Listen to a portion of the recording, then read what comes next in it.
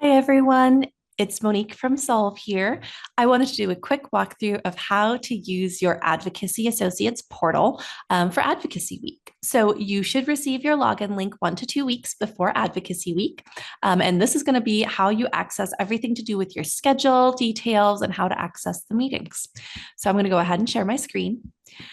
The first thing you'll want to know is in your participant toolkit on page 6, we have a list of important links and resources, and we have the link there as a backup for when your account is active. So advocacydate.net/solve MECFS. You'll go ahead and click on that. Now, I'm already logged in, but the first step will be to actually enter your email address. You'll click sign in, and then it's going to email you a 6-digit verification code. You'll plug that in, and then you will be able to see your schedule. So it's really that simple this year. Now, what this looks like once you actually go into the portal. Let me go ahead and pull that up for you. Okay, so the first screen you're going to see, this will be your main screen. You're going to see the date of each meeting. You're going to see which member of Congress or their office you'll be meeting with and the time over here, both in Eastern time and in your local time. Down the bottom, you'll see meetings where we've sent out requests, but they're either still in the scheduling process or we haven't heard back. Up the top are your confirmed meetings. So remember, Tuesday is going to be Senate Day. Thursday is going to be the House Day. All right, so within that, you will then be able to click on each of these to get more details about your meeting. So let me just go ahead and pull that up and show you what this looks like. All right. Okay, so when you open the meeting details, what you're going to see is the name of the person you're meeting with. So specifically which staffer you'll be meeting with or member if you're actually meeting with the member of Congress. If you click on join virtual meeting, that's going to connect you to the meeting itself. So you will be able to join 10 minutes prior to the meeting itself. And if you're running low on spoons that day, there's also dial-in information for you to call from your phone. So you'll just dial in and then you'll use the access code to get into your specific meeting.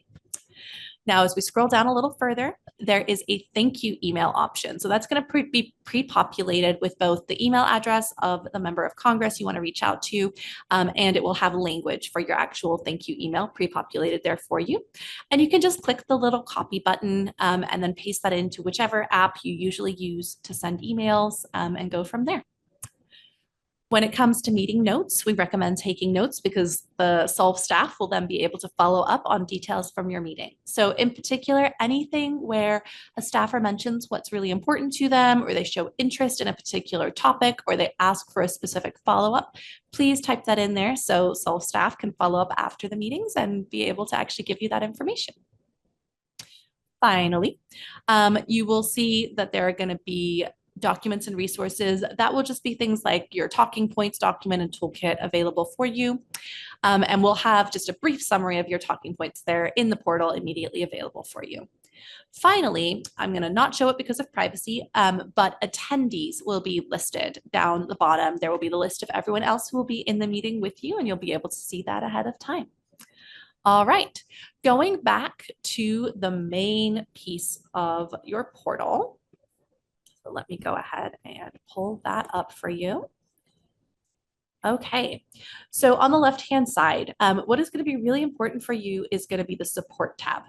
Down the bottom here is the phone number that you want to call if you are running late, if you are unavailable to attend your meeting that day, if something comes up. That will get you through directly to our scheduling team, who will be able to let the members of Congress and their staffers know if we need to reschedule a meeting or if we no longer have a constituent from their state available for the meeting to see if they still want to move forward with it. If it's like within 24 hours of the meeting, I highly recommend you just go ahead and call. If it's more than 24 hours since the meeting, you can go ahead and just let them know through the form or email us at advocacy@solvecfs.org. All right, so that is actually everything you need to know about the portal. That's how you access your meetings. That's where your schedule will be, and we look forward to seeing you soon.